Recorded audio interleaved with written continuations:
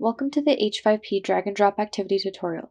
Here we will learn how to set up a simple drag and drop activity with H5P to identify parts of a butterfly. To start, select Create from the menu on the top right side of the window. From this creation menu, we select the content type as drag and drop. We will set the descriptive title to Butterfly ID Demo, Drag and Drop. For subject, Earth and the environment fits the theme well. For the description, we are going to add a brief description of what the activity is about. Identify the parts of a butterfly using the drag and drop feature of putting the correct ID'd part to the correct drop zone. For title, we will put Butterfly ID Demo. Scrolling down a bit, we can start assembling the activity. Clicking on Add will open a window where you can select the background image that will be used. I'm going to change the dimensions of the photo based on the photo info, so that the image does not look stretched. This might not be the case most times and was just something unique to the photo I chose to use.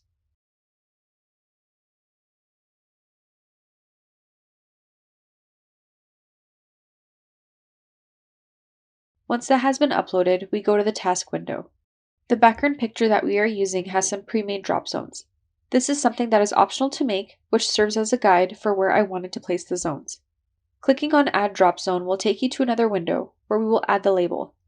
This is where we start adding the words that will be used for our drop zones. Here's an example of the answer key where I've noted which label belongs in which zone. Using the answer key, we will start putting in the names for each part of the butterfly that we will identify. I am checking Enable Auto Aligned.